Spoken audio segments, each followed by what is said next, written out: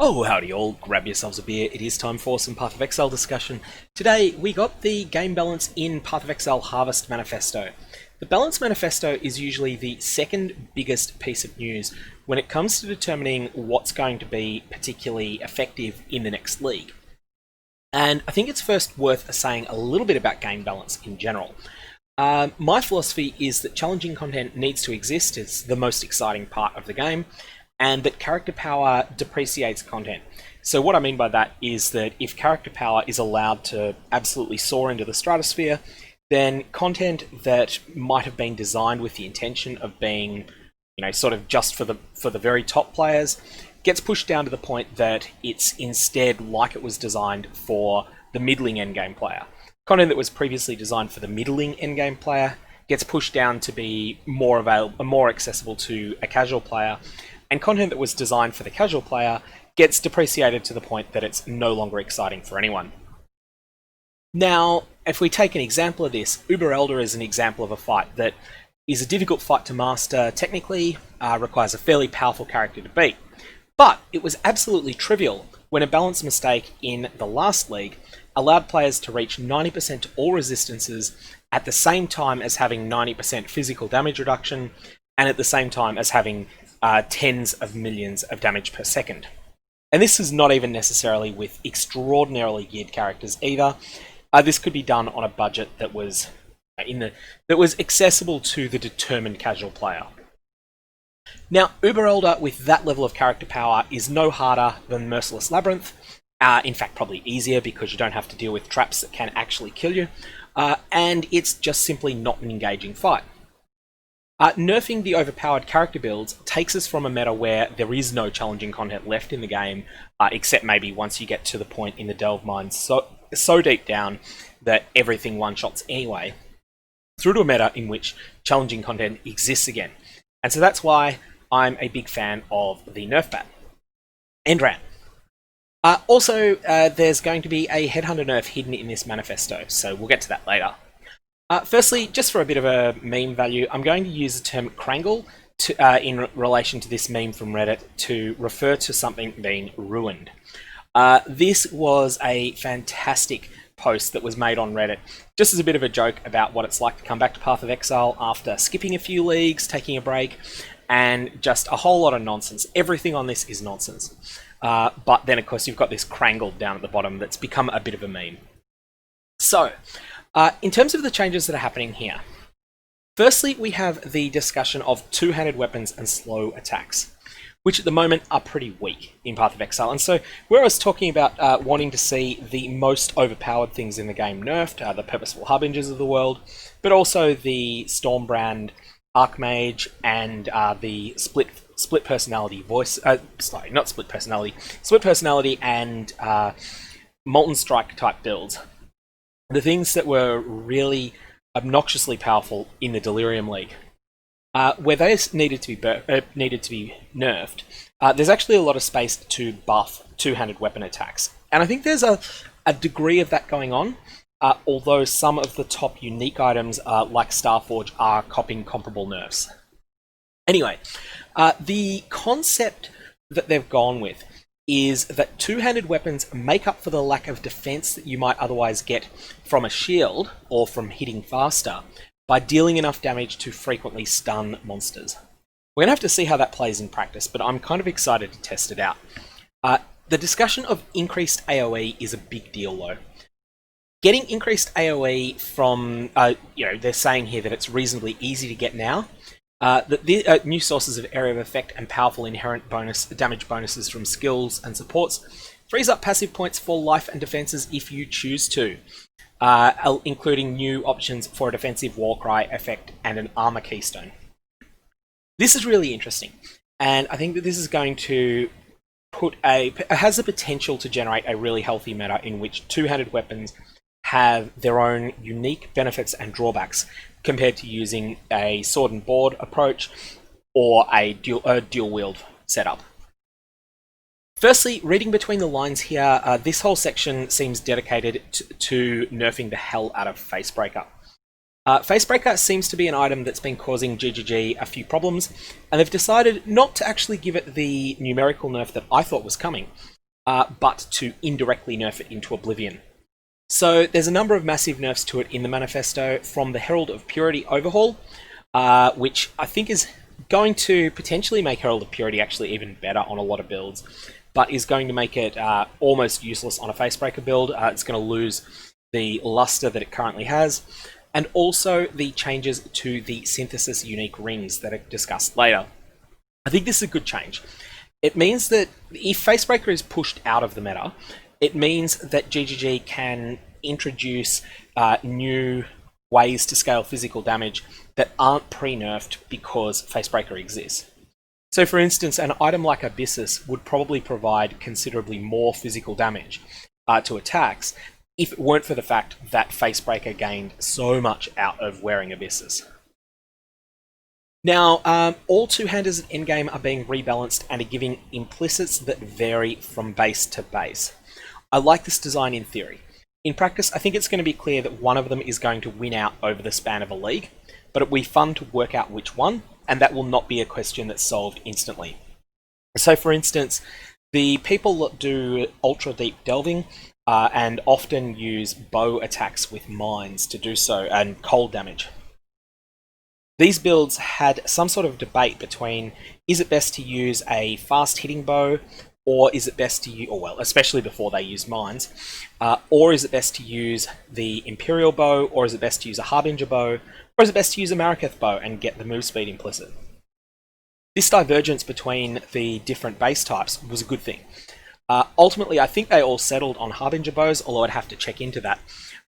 But there was a whole period of time where there was quite a bit of divergence in what was being used. So yeah, I'm looking forward to seeing how this shakes out. Dual wield. The physical damage multiplier when dual wielding has been removed. So there's a 20% physical damage multiplier that is sort of hidden with dual wielding, as well as a 10% more attack speed modifier. So the 20% increased physical damage is gone, kaput. This was originally added as a fix from half a decade ago to improve the damage of dual wielding relative to the higher damage of two-handed weapons and the overwhelming defensive power of shields at the time. This allows two-handed weapons to remain the kings of damage, while dual wielding is the king of speed with some defensive benefits. I need to see hard numbers on this. I think at the moment this is probably going to put us in a situation where dual wielding is only done with utility weapons. However, I'm very open to being proven wrong there. So things like Mjolnir, things like Cosprey's Malice, they will continue to be dual wielded, but I think that, and also things involving weapon setups involving the Saviour will continue to be exceptionally good, but I think that anything that is not the Saviour is not going to be used anymore. Maybe Paradoxica. Paradoxica and the Saviour will be used. The very, very top jeweled foils will still be used, but I think that you will see a whole tier of middling one-handed weapons. Things like Skaver, the one-handed sword that's generally speaking the best weapon that's reasonably available on day 1 or 2 of a league. These sorts of weapons will plummet in utilization. I want to see how this plays out over the whole of a league. I think it will push the two-handed weapons to the forefront, but I don't want to see a situation where it's two-handed or bust. I do want to see a situation where the one-handers are still viable, and I don't know where we're going at the moment. So, for dual wield, press F to pay respects. Brands. The point about passive damage on these is really, really true. Especially on bosses. If you compare the functionality of a mechanically complex skill like Blade Flurry that requires split-second decisions, such as, can I endure this charge-up attack from the boss, or do I need to abandon my attack and flee immediately? Brands have none of this, and therefore they have a much higher DPS uptime.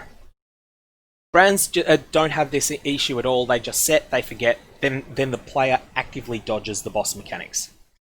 This works both against trash mobs and against bosses, which is something that some of the other set and forget approaches don't do as well. So for instance, Totems are an alternative to Brands. They are also a set and forget playstyle, but they have a severe drawback. They take considerably longer to apply damage to trash mobs. If you enter a screen and then spend, say, 400 milliseconds summoning a totem, I don't know exactly how long it takes, and then the totem takes 600 milliseconds to fire off an attack, it's a full second until you've been able to kill a weak enemy. On the flip side, brands do it very, very quickly, especially in conjunction with brand recall, which is getting gutted.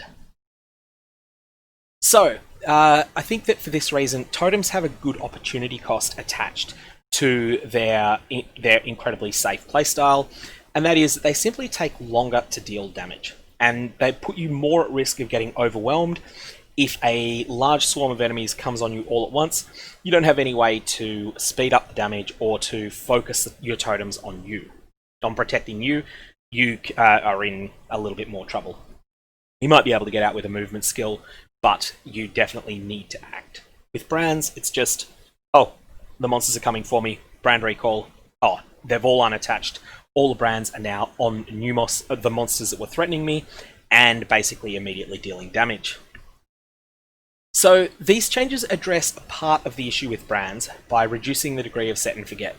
But there's a key thing missing, and that is the issue of brands being able to work in conjunction with Archmage support.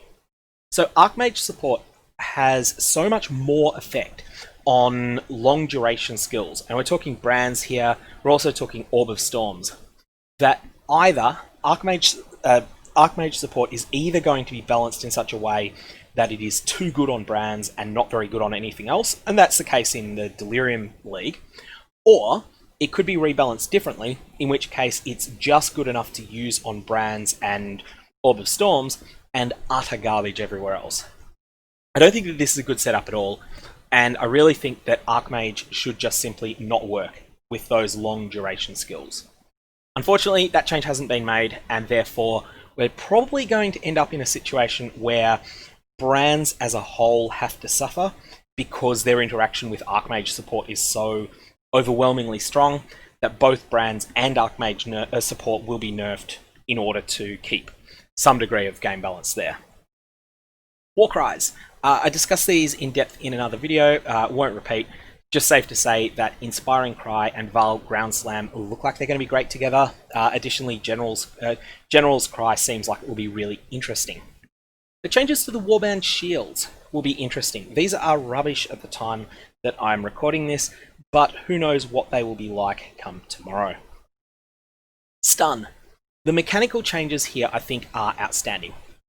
The 2 to 4 second period where the bosses gain complete immunity to stun after shaking off a stun will create a situation where they can then counter-attack you meaningfully whilst you gain something very real by stunning them. I think this is going to play really well.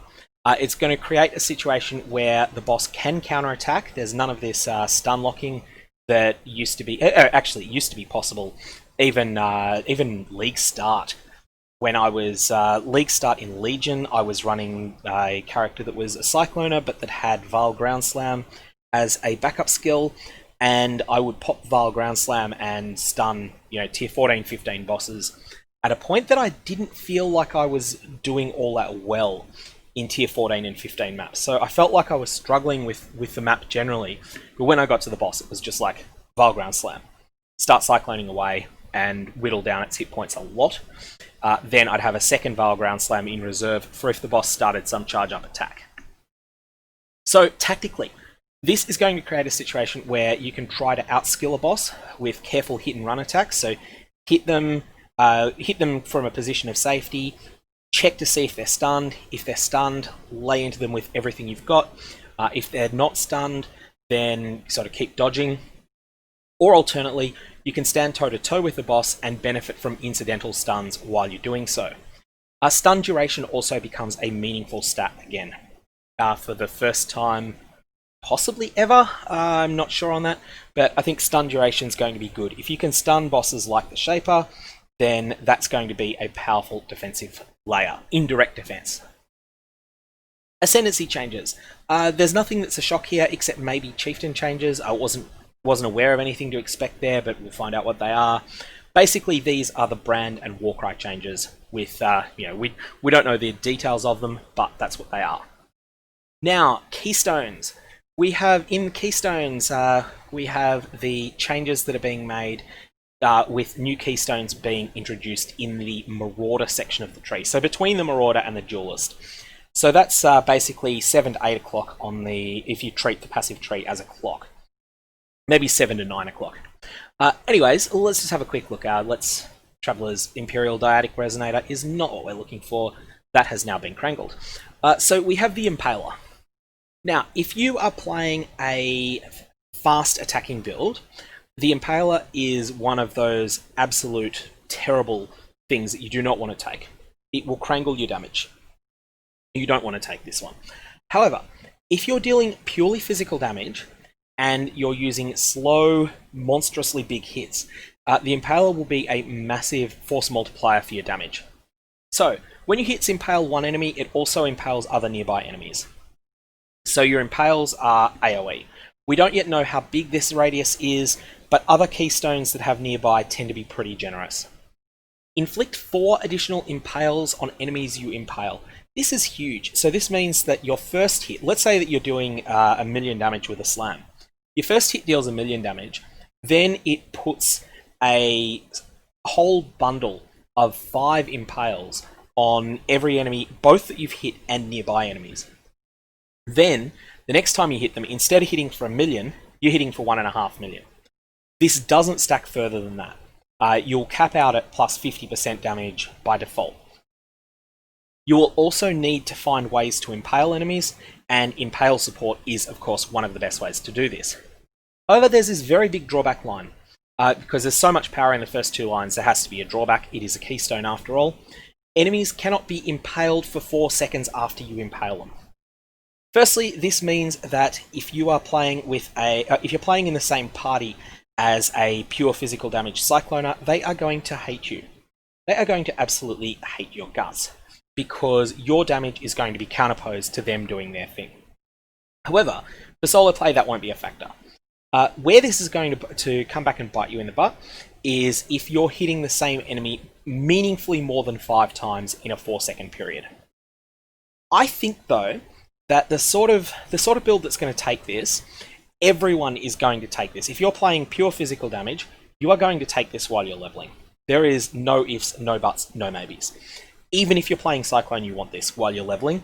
Even a fast-hitting small damage skill like Cyclone will benefit from this. And that's because, while you're leveling, this will assist you in killing monsters in 2 hits rather than 3. However, once you get to endgame and some monsters take more hits, you're going to want to unspec out of this, and the exact time that you want to unspec out of it is not going to be clear. I think that I'm going to start by saying that you should default to unspecking from this at about level 75. However, if you are playing a build that is using the 2-handed slams concept, then you want to stick with the Impaler. Lastly, though, it does need to be said that this is Impale specific, and Impale only scales physical damage. So you will gain absolutely no benefit from this if you are an elemental themed melee attacker, even if you are using big smashes like Glacial Hammer. So in that case, the Impaler is not for you. Okay, so that's the first one. The second one of the new keystones is Imbalanced Guard. This one is really difficult to parse when you're reading it. It's very, very tricky to understand because Transcendence exists. These two really need to be understood together. Transcendence is one of the new Timeless Jewel keystones. So you can only get this in conjunction with a Timeless Jewel. And as you can see here, your armor applies to fire, cold, and lightning damage taken from hits, and your armor does not apply to physical damage taken from hits. Minus 5% to all maximum elemental resistances. Now, one thing that people often... There's a bit of a meme in Path of Exile that people think armor is completely useless. It isn't. What it does exceptionally well is mitigate small hits. What it does exceptionally poorly is mitigate massive hits.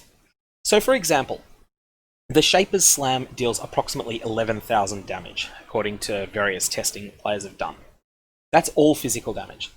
if you get smashed by the Shaper's Slam and you've got 40,000 armor, the 40,000 armor will be pretty close to meaningless, and you'll take almost all of that 11,000 damage. And 40,000 armor is quite a lot. 40,000 is a fair amount of investment. You might take 9,000 physical damage. However, on the flip side of that, if you're walking through a terrace map and there's porcupines everywhere, and you set off a pack of porcupines, you stuff them up, and you get impaled by 22 spikes that each do 1,000 damage.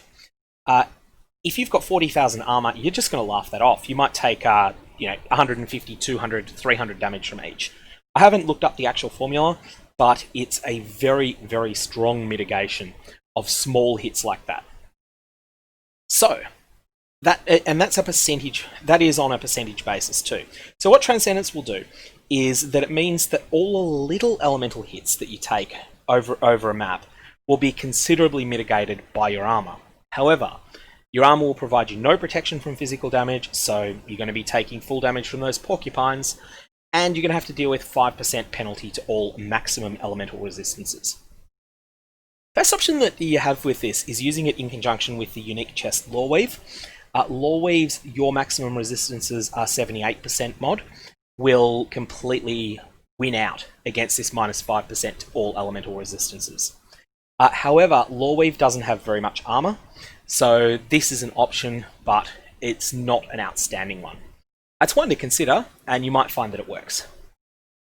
However, now that we come to Imbalanced Guard, Imbalanced Guard has two lines on it. The first one, 100% chance to defend with double armor.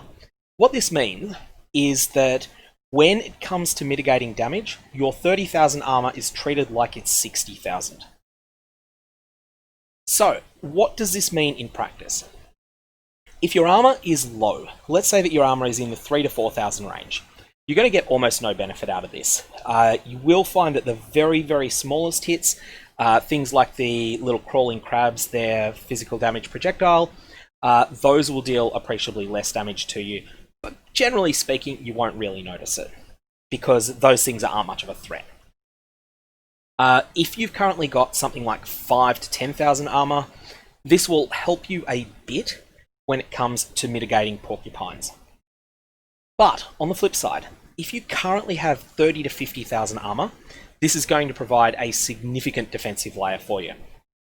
Pumping that up from 30,000 to 50,000 up into the sort of 80,000 range is going to mean that you're going to take tremendously less damage from everything short of the Shaper Slam tier hit.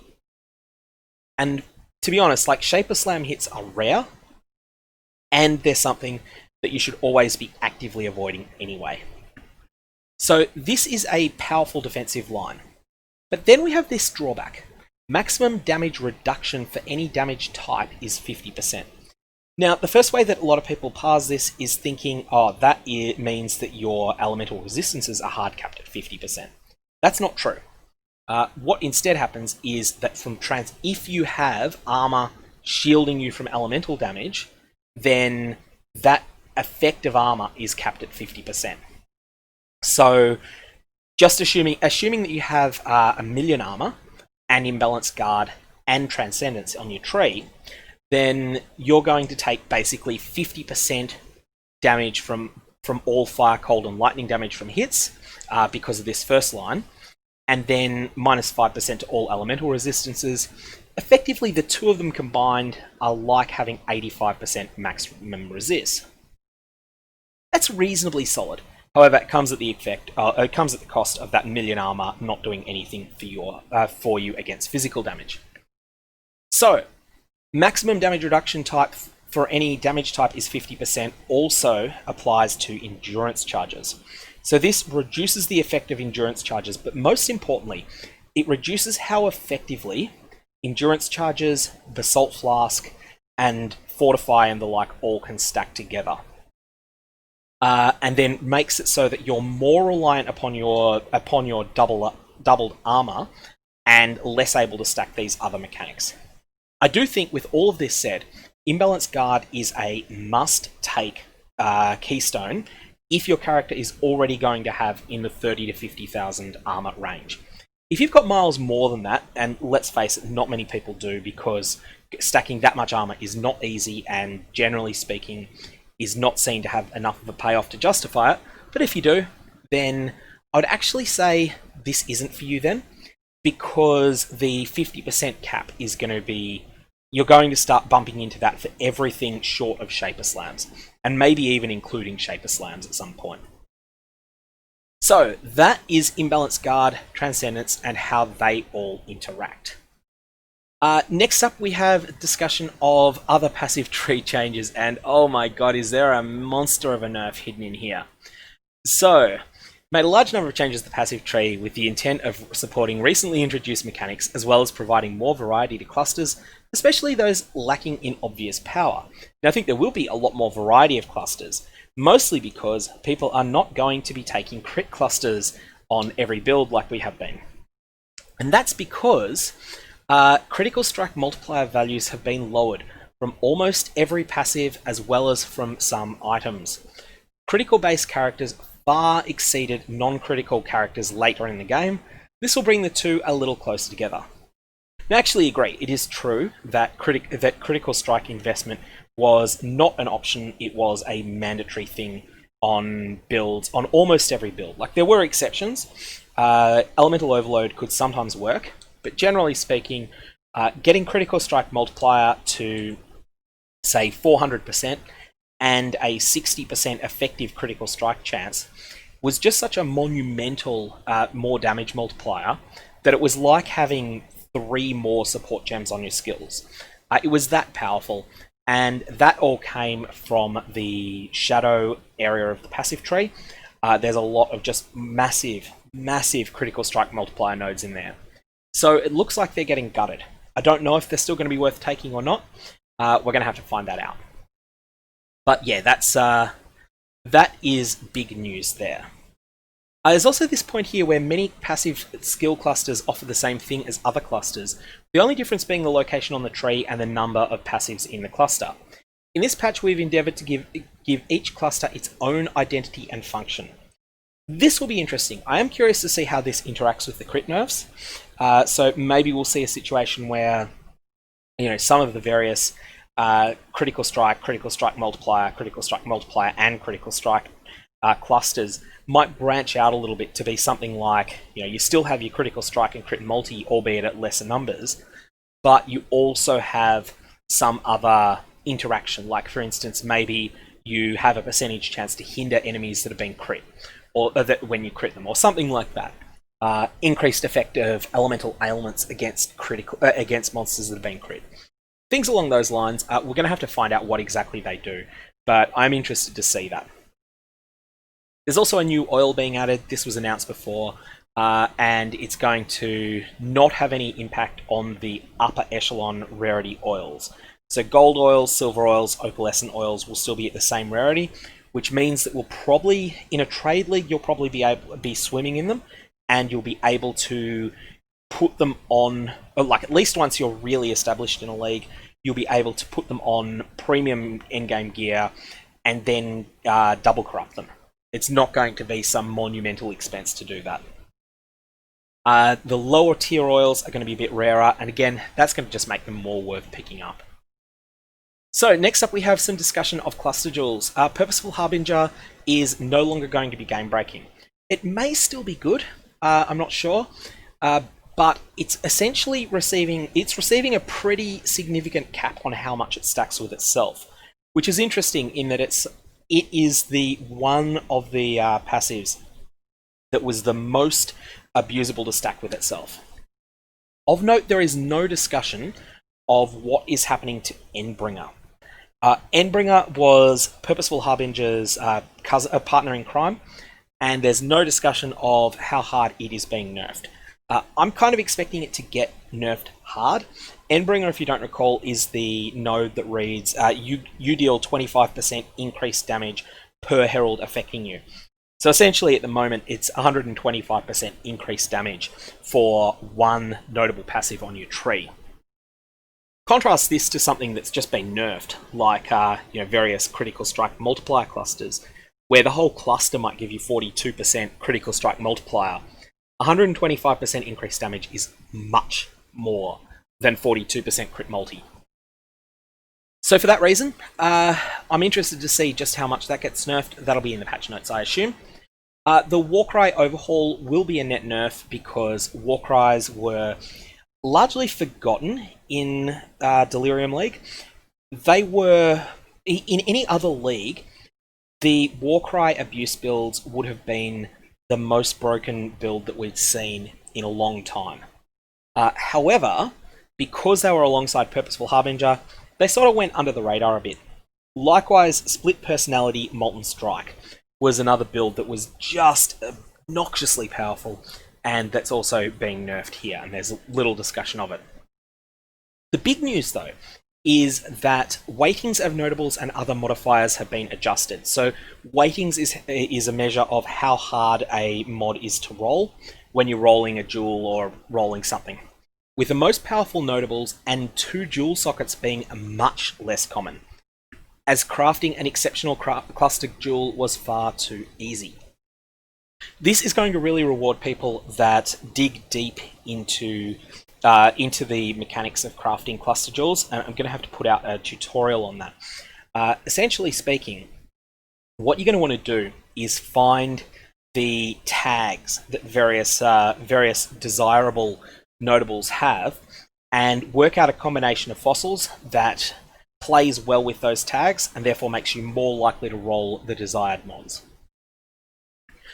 So yeah, Split Personality was probably the problem that no one noticed last league. The changes to it are good. It's a preemptive nerf of what was the 3rd best build, but it flew under the radar because no one really noticed it. While the Herald builds were standing in Cirrus Storms and were killing Uber Elder in 8 shots of Ethereal Knives. No one really noticed that the Split Personality builds were also dealing multiple shapers of damage per second, whilst having more than 15,000 energy shield, and being able to be used with a wide variety of skills as well. Okay, next up we have Vaal Molten Shell. Yeah, this needed a nerf. That's all that's really to be said. I don't know whether it's going to go too far, whether it's not going to be enough. Vaal Molten Shell was ridiculous, and let's hope that this brings it into line. And I think that what their goal of going for the same power level as Vaal Grace is a good one. Vaal Grace is a very powerful skill, but it's not an unfair one. It's something that's enticing to use. It feels effective to cast. It feels like a good "oh hell, I need to panic" button, but it doesn't just it doesn't feel like you've pressed a button where you get temporary God mode. Vaal Molten Shell feels like temporary God mode. That's going away. Hopefully, the rebalance leaves it in a state where it feels comparable to Vaal Grace. Cyclone. Okay, so with Unwavering Stance being very close to Solar Steel, the Cyclone nerf here, which is removing of stun immunity from it, is not a crippling nerf to Cyclone builds that are dealing physical damage, or to Cyclone builds that are in the Duelist Marauder area of the passive tree for any reason. However, this is a monumental gutting for Cast on Critical Strike and Cast while channeling Cyclone builds. Likewise, it also spells the end of using Evasion as a defensive layer with Cyclone. I feel that it is going to be almost mandatory to pick up Unwavering Stance on Cyclone builds now. I'm open to being proven wrong on that. It may be that some other defensive layer is better, but that's my thoughts on it at the moment. This means I'm very glad that I got Assassin Cast on Critical Strike out of the way in 3.10. I've been meaning to play it for a while, and I don't know that it's going to be a very popular build next league. On the flip side, if you do want to play Assassin Cast on Critical Strike, you might be able to pick up Crossbreeze Malice very cheap. Next up we have Archmage. As I've already said, as long as this support gem works with Brands and with Orb of Storms, it's not going to be balanced. It's either going to be too good on the duration skills and not good enough anywhere else, or it's going to be too weak on everything else and okay on duration skills. These changes will miss. I think they'll just miss the mark. They won't really achieve their goals, and they won't result in Archmage being a valued addition to the game. Unique Rebalance. I wasn't expecting Hegemony's era to end before it began, or for Disintegrator to be disintegrated. However, the Synthesis Circle Rings did kinda have it coming. I like the way that they're only targeting the more powerful of the explicit rolls that these got. I wouldn't mind it actually if the weaker explicit rolls on the circlets actually got a boost as well. Threshold Jules. I'm kind of torn on these. I like the idea, but I do feel that some of the whole concept of Threshold Jules that was originally presented was that you would receive a very basic version of a skill at level 1 or level 4, or be a skill that you could use from very early in the game, maybe level 12. The skill would be very mechanically simple, and then later on you would be able to pay some price, a Jules socket on your passive tree, and then you would be able to transform that skill in such a way that it became more mechanically complex. That was the original concept. What happened in practice was that the execution led to a situation where the mechanical complexity was necessary for you to project damage to multiple enemies effectively. And so for this reason, these Threshold Jewels were not optional, they were mandatory. That, I think, wasn't a good setup. And there's an attempt here to try to change this, but I think that it's just going to end up with a situation where the Threshold Jewels are just, it's either going to be right to use them or wrong to use them. I don't think there's going to be much of a meaningful decision unless they're very, very, very tightly balanced on a razor's edge. Anyway, I hope to be proven wrong on that. Okay, so then we have slower projectiles changes. All I can say here is that I need some hard numbers on this, but this is interesting. It's now granting less reduced projectile speed than before. That's a mouthful.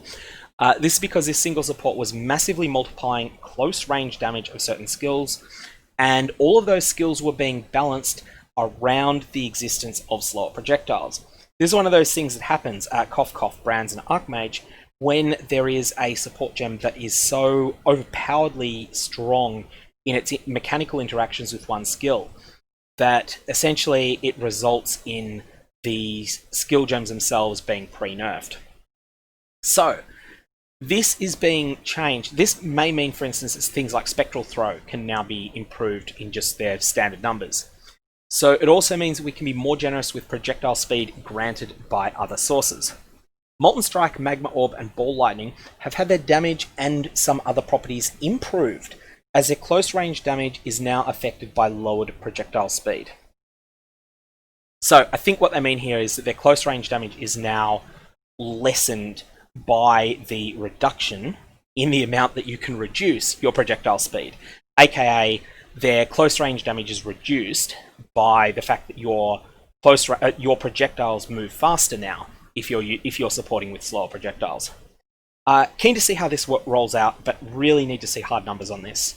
I don't know whether this is well, I mean, Ball Lightning mines have been incredibly strong for a long period of time.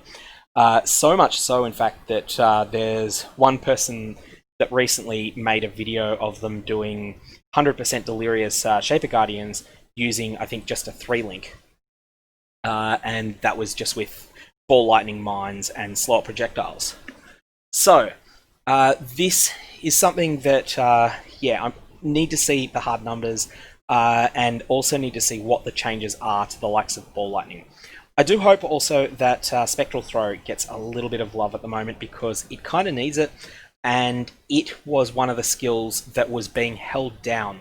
The raw power of the skill was being held down by slower projectiles being so powerful on it.